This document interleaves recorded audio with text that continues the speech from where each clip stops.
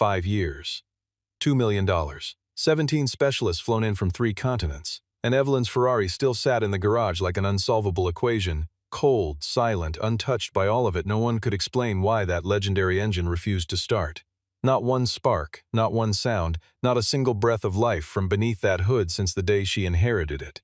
Until the afternoon when Evelyn finally ran out of patience, turned across the garage floor toward the man holding a mop in the corner and said, "What about you? Do you dare even try?" No one in that room knew what was coming. Follow right now. The story behind this Ferrari is something you will not believe until you hear it for yourself. Meridian Motor Works occupied the ground floor of a converted industrial building on the west side of Los Angeles, and it was nothing like the grimy repair shops most people pictured when they heard the word garage. The floors were polished to a mirror finish. The lighting was precise and cool.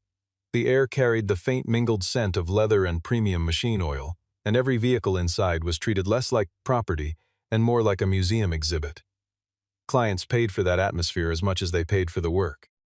It was the kind of place where people brought things they could not afford to lose. And it was where Evelyn came every Monday morning without fail, not to manage anything or instruct anyone, but simply to stand beside a car she had been unable to start for 5 years and feel whatever it was she felt in those minutes before she turned around and went back to the rest of her life. Evelyn was 41 years old. She ran Holloway & Crane, one of the most respected architectural design firms on the West Coast, and in every professional context she inhabited, she was the person who moved first, spoke clearest, and left a room knowing more than she had when she entered.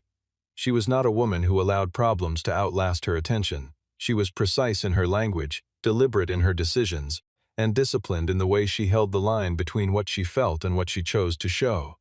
These qualities had built everything she had. Except for one thing they had not been able to touch at all. The Ferrari 250 GTO had belonged to her father. It was a 1963 model, one of fewer than 40 examples still confirmed to exist in the world, and its body was finished in Rosso Corsa, a red so deep and particular it seemed to shift color depending on where the light touched it. The chrome along the vents had dulled slightly over the decades, and the leather inside had taken on the specific softness of something that had been handled and loved for a very long time before being left to wait.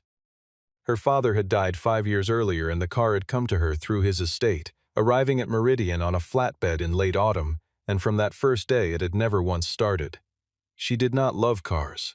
She had never been interested in racing or engineering or the mechanics of anything that ran on fuel. But this car was different, and the reason was simple and irreducible. It was the last thing on earth that still connected her to the man who had raised her.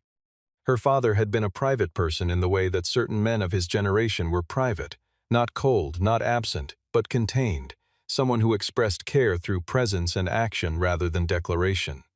He had mentioned the Ferrari only rarely, and when he did it was always briefly, and the few things he had said about it stayed with her precisely because they were so few. He had told her once that it had been with him a long time. He had told her once that it mattered to him in a way he could not fully explain. She had not pushed. She had thought, as children always do, that there would be time. There was not. Now the car sat in bay number 4 at Meridian, and every Monday morning she stood beside it for a few minutes without knowing what she was waiting for, only that she was not ready to stop. What she wanted, if she allowed herself to be entirely honest, was to hear the engine, just once. Her father had described that sound once briefly, in passing, as the thing that made him feel most in the world. She wanted to know what he had meant. She wanted to be in the room when it happened. That Monday in late October she stood beside the car longer than usual, her hand resting on the roof, the metal cold beneath her palm. Then she turned and walked out into the pale morning light and left the Ferrari exactly as it always was, perfect, silent, and completely unreachable. The file on the Ferrari was thick enough to be mistaken for a legal brief. Evelyn had read every page of it so many times she could recall specific passages without opening it. The chain of failed interventions had begun within weeks of the car's arrival, when Cameron, Meridian's senior technician, ran the first diagnostic. Cameron was 47, broad-shouldered, and wore his 2 decades of experience with European vintage vehicles the way certain men wear expensive watches, visibly and often. He had worked on Maseratis, Alfa Romeos, and more than a dozen historic Ferraris over the course of his career, and when he first examined the 250 GTO, he had spoken with the easy confidence of someone who expected to be finished within a week. He was not finished within a week. He was not finished at all. He ran 3 complete diagnostics over the following month and produced documentation that was meticulous, professionally formatted, and entirely without conclusion. He had theories. He always had theories. None of them led anywhere. Over the 5 years that followed, Evelyn had brought in 3 Ferrari specialists from Maranello, flown directly from the manufacturer's hometown in northern Italy at a combined cost of more than $400,000 in travel, accommodation, and professional fees. 2 German engineers who had spent their careers restoring competition-era engines added $60,000 to the ledger and departed having replaced 4 components, all of which were correct to begin with. A British restoration team arrived with 7 technicians, worked for 6 weeks, replaced 15 parts, and left without making any meaningful progress. A retired American engineer who had once participated in the restoration of a 250 GT for a private museum in Geneva spent 4 days examining the car, asked for 2 more to think, and then politely declined to continue. Each expert produced documentation. Each document was thorough, technically precise, and ultimately inconclusive. The largest single expenditure had been Adrian. Evelyn had flown to Rome specifically to meet him, having been told by 2 separate sources in the restoration community that he was the only living technician to have successfully brought 3 separate examples of the 250 GTO back from non-operational states. Adrian was in his mid-50s, quiet-spoken, and genuinely distinguished in his field. He arrived at Meridian with 2 assistants and a collection of specialized instruments that required their own shipping cases. He spent 3 months on the car. At the end of 3 months, he submitted a 50-page technical report filled with observations, measurements, and cross-referenced analysis. His conclusion occupied less than a single paragraph and read, in effect, as an admission that he did not understand what he was dealing with. His fee came to $250,000. The total spent across 5 years landed just below $2 million. What made it genuinely maddening, more than the cost, more than the time, was that every single specialist had reached the same baffling conclusion. The car was in perfect condition, every component was correct, every circuit was intact, every fuel line was clean, every mechanical system checked against factory specification and held. There was nothing wrong with the Ferrari in any diagnosable sense. It simply would not start. It was as if the car had made a decision, and no amount of money or expertise could negotiate with it. Cameron's most recent theory, offered in the tone of a man more interested in protecting his professional reputation than solving the problem, was that there might be some form of residual calibration error embedded in the ignition timing. Though he acknowledged in the same breath that the concept made no physical sense for a vehicle manufactured in 1963, before the era of programmable systems. The theory existed mainly because he needed something to say. Evelyn had stopped listening to his theories 18 months ago. What stayed with her was not frustration exactly, though there was plenty of that. It was a feeling closer to the sense that everyone who had touched the car had been asking the wrong questions, that the answer was somewhere inside it, patient and unmoving, and that no one who had come and gone had been willing to be still enough to find it. Isaac had been at Meridian for 3 months when the story turned. He had been hired as a maintenance and cleaning contractor through a third-party staffing agency, and his intake paperwork listed no prior automotive industry experience. Only a general labor background and a residential address in a part of the city where people did not often land prestigious technical careers. He was 38, lean, with the kind of face that was easy to overlook because it gave so little away. He wore the gray uniform that Meridian required of its maintenance staff and moved through the garage with the quiet efficiency of someone who had learned long ago that invisibility was its own form of freedom. He arrived on time, he did his work without incident, and by the end of his 3rd week no one at Meridian had had a substantive conversation with him about anything. What distinguished him, if anyone had been paying close enough attention, was his hands. They were not the hands of a man whose primary relationship with physical labor involved pushing a mop across polished floors. The calluses were in the wrong places, or rather, in very specific places, the kind that develop from years of sustained contact with precision tools. The joints of his fingers carried old marks from sustained fine work, and no matter how thoroughly he washed them, there remained at the base of his fingernails a faint trace of machine oil that had been absorbed too deeply to fully disappear. Grace, Meridian's front desk coordinator, had noticed this early on but said nothing. People carried histories that were not her business to investigate. What Grace had noticed more recently was the way Isaac behaved around the Ferrari. It was not obvious. Nothing about Isaac was obvious, but it was consistent. Whenever his cleaning circuit brought him through bay number 4, he would pause for just a moment longer than necessary, not staring, not lingering in any way that drew attention, just a brief stillness before he moved on. But the angle of his gaze was not the angle most people used when they looked at that car. He did not look at the hood the way enthusiasts did, or at the sculpted bodywork the way admirers did. He looked at the rear wheel arch, at the undercarriage from a low, oblique angle, at the junction between the frame rail and the firewall, places that only mattered to someone thinking about how a car was built rather than how it looked. 2 weeks before the afternoon everything changed, Cameron had left a technical drawing on his workbench, a detailed cross-section of a V12 engine from the early 1960s, pulled from an archive reference binder. Isaac, whose cleaning route passed the workbench, had picked it up to move it to the side. He had held it for 13 seconds before setting it down. Grace had been watching from across the room and had counted, though she could not have said why. The drawing had been upside down when he picked it up. He had turned it the right way around without thinking. The automatic correction of someone for whom that orientation was as natural as reading a sentence from left to right. Isaac had arrived in Los Angeles 6 months earlier from Turin in northern Italy. What he had been doing in Turin and what had brought him to the other side of the world to work a maintenance contract at a luxury automotive garage were questions no one at Meridian had thought to ask. His employment file contained a work authorization, a clean background check, and 2 references that checked out without issue. The staffing agency had not dug further. Cameron had not asked. Evelyn had never been introduced to him at all. In Turin, if one knew where to look, the name Isaac still circulated among a small and close-kept group of retired technical engineers who had spent their careers working on historic vehicles. It was spoken in a particular way, not loudly, not often, but with a quality of weight that attached to names people associated with something significant that had ended badly. Whether that ending had been a failure or a punishment depended entirely on who was speaking. The people who had worked alongside him described it one way. The people who had worked above him described it another.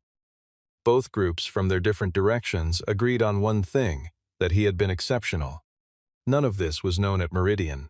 Isaac cleaned floors and replaced light bulbs and emptied waste bins, and the Ferrari sat in bay number 4, and 5 years continued to become 5 years and 3 months. The afternoon it broke open was a Friday in early November. Adrian had called Evelyn at 2 o'clock on a video connection, and the conversation lasted 11 minutes. He had not called to report progress. He had called because he felt it was his professional obligation to formally communicate what he had come to believe, which was that the problem with the car existed outside the boundaries of what he understood. He did not use the word inexplicable. He was too careful and too proud for that. But the sentence he used came close enough that Evelyn felt the floor drop slightly beneath her as she heard it. She ended the call, set the phone on the workbench beside the Ferrari, and stood very still for a while. The afternoon light came in, cold through the high windows, and fell across the hood of the car, and the red looked darker than usual, almost brown where the shadow reached it. Cameron came in from the back office. He would have said he came to check on a parts order, but his timing was not accidental. He had known about the call, and he moved through the garage door with the practiced ease of a man who has positioned himself for a particular conversation. He stood beside Evelyn for a moment, looking at the car, and then said what he had been building toward for the better part of a year. The car had a market value, even in its current non-running state, that placed it well above $1.5 million at auction. There were collectors who would pay for provenance alone. Sometimes knowing when to let something go was the clearest demonstration of good judgment. He said this calmly, in the tone of a man offering reasonable counsel, which made it considerably worse. Evelyn did not look at him. She held her gaze on the car for another moment. Then she looked up, and across the open space of the garage she saw Isaac moving along the far wall with his mop, unhurried, making his way around the perimeter the way he always did. What happened next was not calculated. She was, in almost all circumstances, a calculated person. What happened in the following 30 seconds was none of that. It was 5 years of expertise and invoices and polite professional failures accumulating into one unguarded moment, the kind that arrives when the gap between what a person controls and what a person feels finally closes entirely. She turned to Cameron and said, 20 years, $2 million. And it's still dead. Then she pointed across the garage at Isaac. What about you? Do you know anything about cars? Do you dare even try? Are you going to take my money and disappear like everyone else? The garage went silent. Grace, who had been standing near the front desk, stopped moving. Cameron's expression went through something brief and complicated before settling into a thin smile, the kind that communicated contempt without requiring the directness of saying it aloud. Isaac set his mop against the wall. He looked at Evelyn, not with deference, not with defensiveness, but with the level attention of someone who had already decided what they were going to say before they said it. 48 hours, he said. No assistant, no upfront budget. If I fail, you owe me nothing. Evelyn looked at him for a long moment. Then, without fully understanding why, she said yes. Isaac began at 7 o'clock that Friday evening. He asked for the garage to be cleared, not because he needed privacy but because he needed silence. Cameron left with visible reluctance, his footsteps deliberate and slow in the manner of a man performing his exit. Grace turned off the front desk lights and let herself out the side door. Evelyn stayed in the upstairs office with the internal camera feed open on her monitor, watching without watching, the way you watch a procedure you don't fully understand but cannot bring yourself to leave. He did not touch the car for the first 20 minutes. He pulled a stool to a position several feet in front of the Ferrari and sat down. He looked at the car the way a person looks at something they are trying to understand before deciding how to approach it, not analyzing exactly, more like waiting for it to show him where to begin. Then he stood, walked slowly around the vehicle twice, and stopped at the rear left corner. He crouched down, placed his ear near the body of the car without making contact, and tapped the exterior once with one knuckle. He listened. He moved 6 inches to the right and did it again. He moved to the passenger side and repeated the process at 4 separate points along the lower body. He was not performing for the camera. He had already forgotten the camera existed. What followed over the next several hours was unlike anything Cameron's team had done in 5 years. Isaac was not following a diagnostic protocol. He moved around and under the car with the focused, unhurried attention of someone reading a document in a language they know well but have not spoken in some time. Careful, deliberate, following evidence that only he seemed able to locate. He retrieved a small notebook from the front pocket of his uniform. Not a tablet, not a device of any kind, just a plain paper notebook battered at the edges, filled with existing notation that he now added to steadily as the hours passed. By the time Saturday morning arrived and Cameron walked in through the side entrance, earlier than necessary, arriving to observe, which is to say arriving to wait for a failure, Isaac had removed a small assembly from the right side of the gearbox housing and set it on a cloth on the workbench. It was a component roughly the size of a fist, unremarkable in appearance, positioned in a location that none of the previous specialists had focused on in 5 years of examination. Cameron looked at it, then looked at Isaac. "That's the torque balance linkage," he said. "If you've disturbed the load distribution on that assembly incorrectly, you risk cascading stress fractures through the drivetrain." Isaac was bent over the gearbox housing and did not look up. "I know what it is," he said. "This is exactly where I need to be." Cameron stood there for another moment, then walked to the back of the garage and made himself busy with something unrelated. Grace came in at 9 with 2 coffees. She set one beside Isaac's notebook, which was lying open on the edge of the workbench. She read, without meaning to pry, 2 lines visible on the open page. One was a sequence of measurements written in a hand so small and even it could have been typeset. The other was a single sentence in the margin, written in a mix of English and Italian in slightly different ink, as if it had been added at a separate moment. "The problem is not in the engine. The problem is that no one has asked what the car is trying to say." Grace set the coffee down. She did not mention what she had read to anyone, but she thought about it for the rest of the day. By Saturday afternoon, the quality of Isaac's movement had shifted. He had stopped exploring and started confirming. He sat for a long time in front of a specific section of the chassis near the firewall, entirely still, with the expression of someone who has worked their way through to the end of a problem and is spending a final quiet moment verifying what they already know is true. He asked to speak with Evelyn alone on Sunday morning. Grace relayed the message upstairs, and Evelyn came down at 8 o'clock wearing a dark blazer, her expression controlled in the way it always was when she was preparing for something she could not fully predict. Cameron was at the garage entrance when she arrived. She paused at the doorway and looked at him with a quality of stillness that he understood to mean he was not included in this conversation. He stayed outside. Isaac had arranged 3 objects on the workbench beside the Ferrari. The first was the small metal assembly he had removed from the gearbox housing, now cleaned and set on a separate cloth so that its structure was fully visible. The second was his open notebook, turned to a specific page. The third was a photograph. It was a black-and-white image, small, slightly curled at the corners, printed on the thicker paper stock of an earlier decade.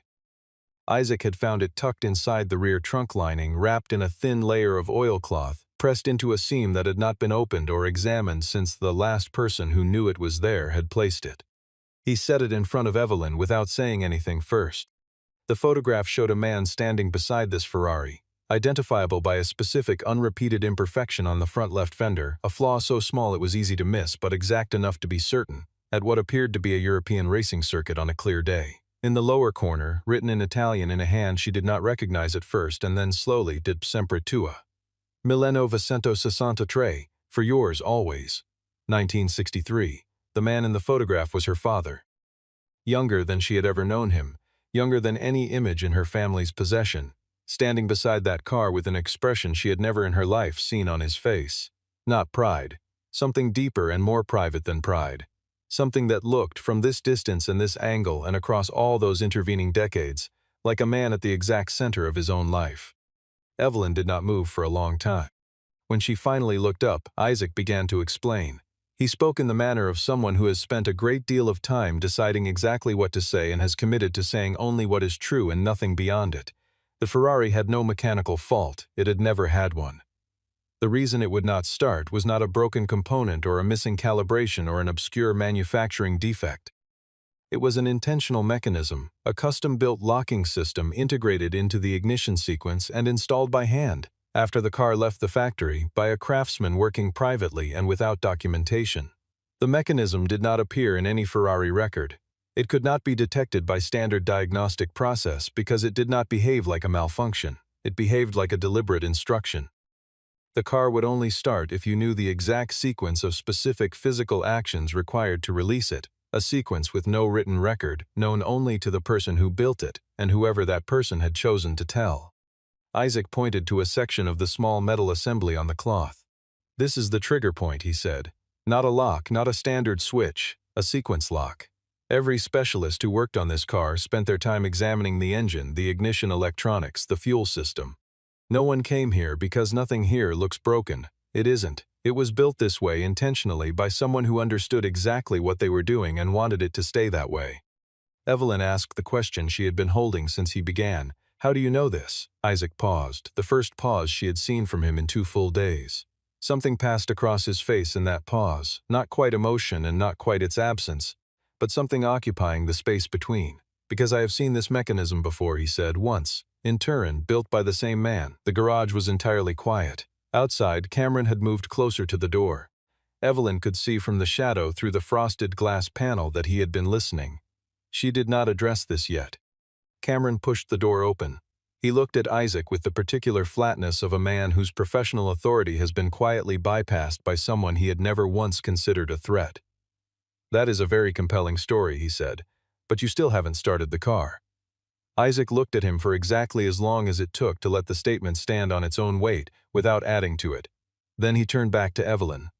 "I need another 24 hours, he said, "and I need you to be present when I finish." Cameron made a phone call that afternoon to Adrian. He framed it as professional courtesy, informing the recently retained specialist of a new development. What it actually was, and what Cameron understood it to be at some level he preferred not to examine, was an attempt to reassemble a room of credentialed witnesses before an outcome he could neither take credit for nor dismiss. Adrian arrived the following morning without his assistance, without the instrument cases, and without the optimism of his first visit. He listened while Cameron offered a summary of Isaac's claimed discovery. His expression throughout was careful and perfectly neutral, the polished blankness of a specialist who has learned not to forecast. When Cameron finished, Adrian said nothing for a moment. Then he simply asked where Isaac was. Isaac was in the garage where he had been through the night. Grace had brought food down at 11 the previous evening. He had thanked her briefly and absently, in the way of someone whose attention was too fully occupied to disengage even for courtesy, and she had left the plate and gone back upstairs. At the doorway she had paused and looked back. He was working under a single adjustable lamp bent close over the gearbox assembly, moving with the precise and unhurried focus of a person who is not working against a deadline because they already know how the story ends. Evelyn had not slept much. She lay in the upstairs office with her phone on her chest and the ceiling above her, thinking about the photograph, about the Italian phrase, about the expression on her father's face that she had never seen anywhere in 30 years of knowing him. After midnight, she made a phone call to Gerald Whitmore, who had served as her father's attorney for nearly 3 decades, and was the last person still living who might know something about the years her father had never described. The call was short. When it was over, she put her phone down and stared at the ceiling for 15 minutes without moving. She did not go down to the garage that night, but she stood in the doorway at 2 in the morning, looking in without turning on the overhead lights. Isaac was still at the workbench. He did not look up. She left without saying anything, and later she would not be entirely certain whether he had known she was there. Isaac appeared in the doorway of Evelyn's office at 11 o'clock on Monday morning.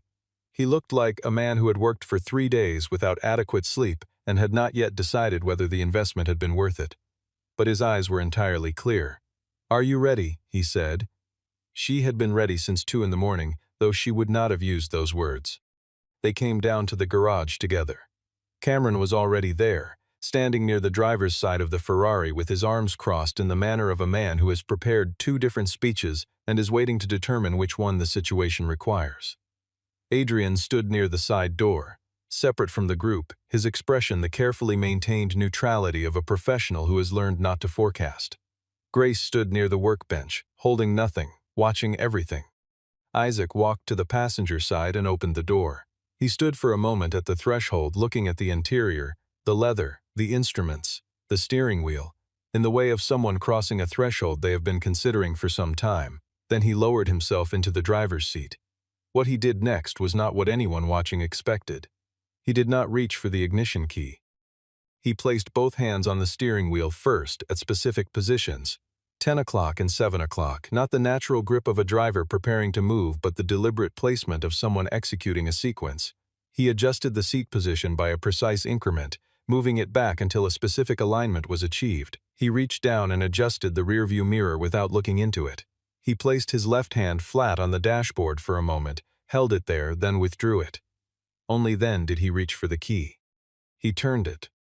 The Ferrari 250 GTO started on the first attempt. The sound that came from beneath that hood was not the labored turnover of a machine waking reluctantly from a long dormancy. It was immediate and full and total, a V12 engine finding its voice after 5 years of silence as though it had never stopped, as though it had simply been waiting for someone to ask correctly. The sound filled the garage entirely, resonating off the polished concrete floor and the high ceiling and the glass panels of the partitions, and it was exactly what Evelyn's father had once told her it would be, and she understood at once and completely what he had meant. Less like a machine, more like something alive. Evelyn took 2 steps forward before she was aware she had moved. She stopped at the driver's side window. She looked in at Isaac, who was watching the instrument panel rather than the people around him, his expression composed and unreadable. Then she did something that no one in the garage had anticipated. She knelt down so that she was at eye level with the door, placed her palm flat against the roof of the car, and closed her eyes. No one spoke. The engine ran clean and steady. Grace pressed her fingers together at her sides. Even Cameron for a moment was entirely still. Isaac turned the key back. The engine stopped. He stepped out. Cameron spoke first. His voice was controlled in the way voices are controlled when they are covering something less steady beneath. "That sequence you used," he said. "There's no record of that anywhere. Where did it come from?" Isaac said. "From the person who designed it." "Cameron, and who was that?" "Someone who didn't want it written down." Cameron held his position for another moment, then shifted his approach to the question he had been building toward all morning. "Then let me ask you something simpler. Who exactly are you?" Isaac looked at Adrian before he answered. He held the eye contact for a measured moment. "You were the technical supervisor on the Lusso restoration in Turin in 2009, he said. "I was the lead engineer on that project." Something moved through Adrian's expression, involuntary, brief, and impossible to fully suppress. His mouth opened slightly, then closed. Isaac turned to Evelyn. He spoke without hurry and without performance, in the tone of someone discharging an obligation that has been deferred too long.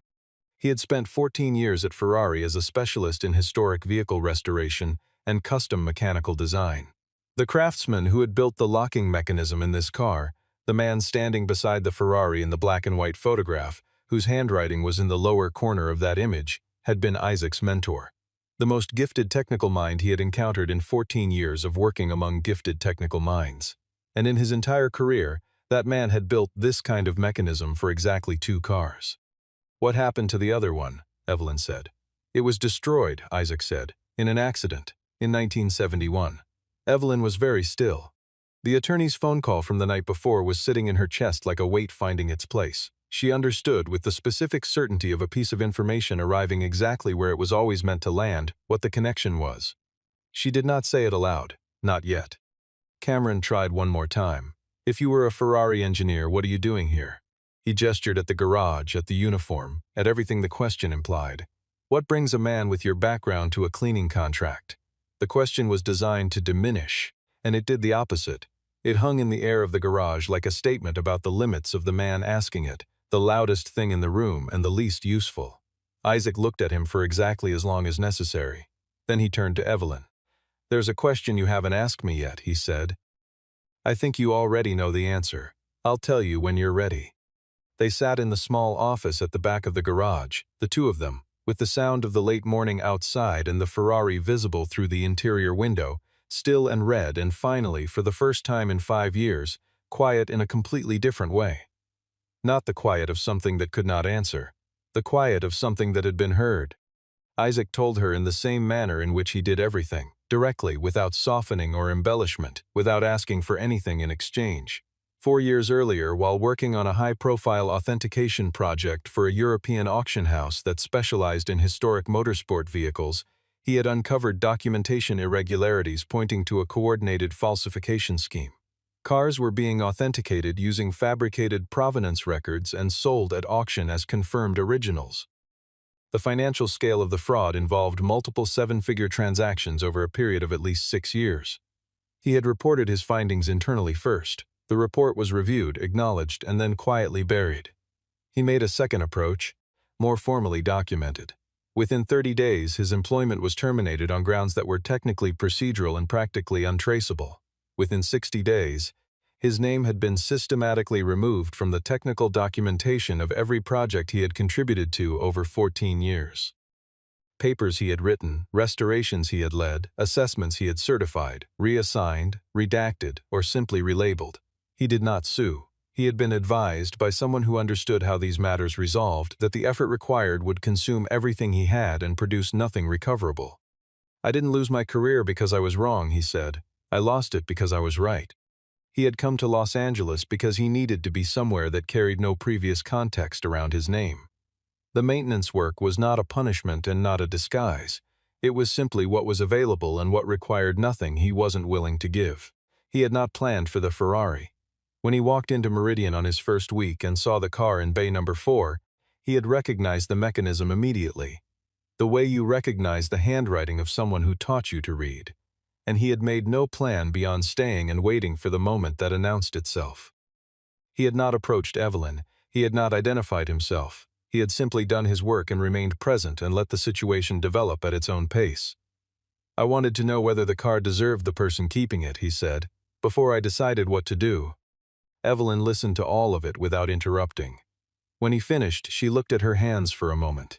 The engine had run. Her father's photograph was in her jacket pocket. The Italian handwriting was still sitting in her memory like something she had been trying to translate for years and had only just now understood. She thought about the attorney's call from the night before, about the year 1963, about all the years between then and a Friday afternoon when she had pointed at a man holding a mop and said, without thinking, the truest thing she had said in 5 years. "Do you dare even try?" "You did something that $2 million couldn't do," she said quietly. Isaac's answer was immediate. "You don't owe me anything." Cameron submitted his resignation the same afternoon by email, in language that was carefully professional and said nothing true.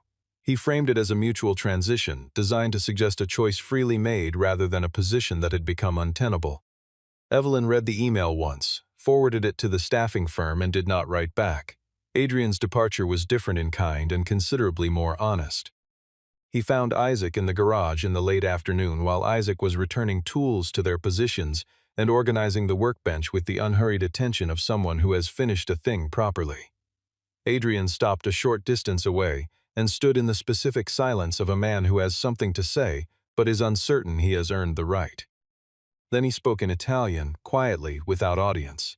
He had seen Isaac's name on the Turin records, had been told at the time that Isaac had departed voluntarily, had not pushed further because pushing was not his habit, and had carried a low-grade discomfort about that non-decision for 4 years without fully locating its source until this morning. He extended his hand. Isaac shook it. Nothing more was exchanged. Adrian walked out through the front entrance and did not return. Grace asked Isaac what he intended to do next. She asked it with the care of someone who hopes a particular answer without encoding that hope in the question. Isaac said he was not yet certain. For the first time in that statement, there was no weight in it. Not the answer of a man without options, but of a man standing before more of them than he had faced in several years, in no particular hurry to choose.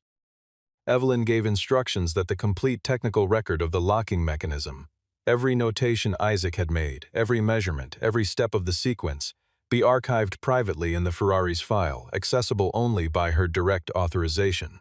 The mechanism itself was restored to its original position in the gearbox housing, functional and intact. The photograph was returned to its place in the trunk lining, wrapped again in oilcloth, pressed into the same seam. Some things were meant to stay exactly where they were.